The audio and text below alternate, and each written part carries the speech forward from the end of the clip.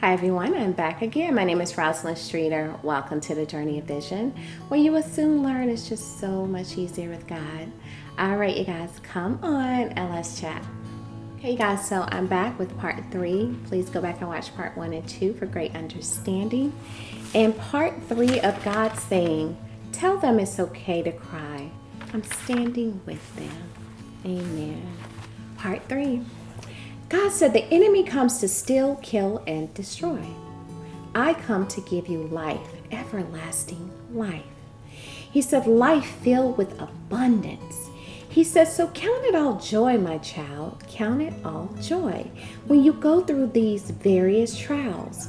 He said, I'm faith building. You guys, I want you to hold on to that word, faith building. He said, I'm faith building you. He said, look how far you've come. He said, never give up. And I felt his heart here. He said, never give up on me.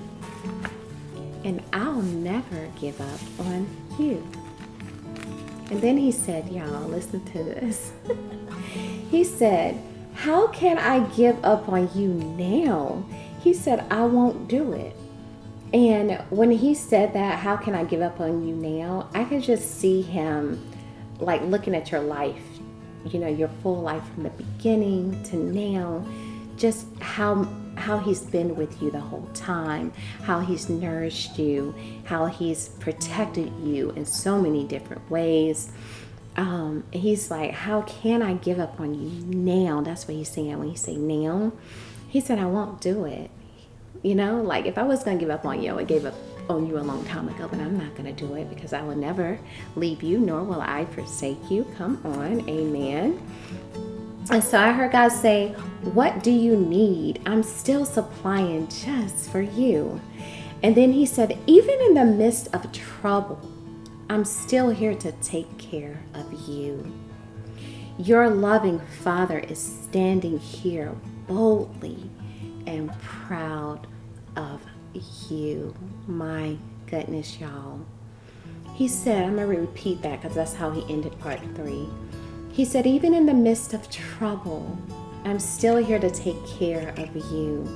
Your loving Father is standing here boldly and proud of you. And just a quick reference, it took me back. I just had a quick glimpse of my past. And it took me back when I was actually working for a job, y'all, for years. And all of a sudden, the whole department was, we had a meeting and they was like, oh, we're going to lay the department off. And I was like, oh, okay, you know, like, wow, what's going on?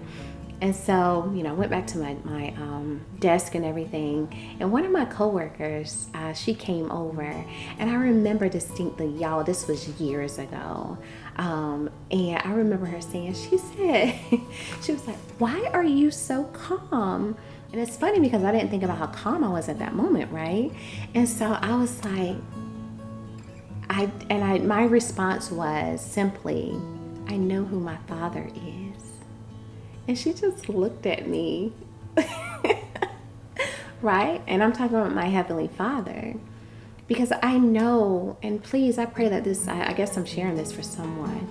No matter if God closed one door, I promise you, He already has a plan right before that door closed. So just trust Him and keep focusing on Him. Because just to tell you, yeah, that door may have closed on me. I knew who my Father was at that time and still do for me, right? And what happened? God sustained me, right? They gave us an actual package. That was definitely some help, right? That helped me out, and it gave me like a little vacation in a sense. And then within a month later, I got a phone call. That, hey, same job, y'all, same company. Hey, there's another position available. You know, maybe you should try to apply for it. I applied for that job. I went to the interview, right? I was up against other people who were more qualified than I. But I got the phone call and said, you got the job. And not only did I get the job, listen, within a month's time, I was making more money. I came back to the company that let me go, making more money than I left 30 days before. Come on. Why? Because I know who my Father is. And so I encourage you to hold on to that.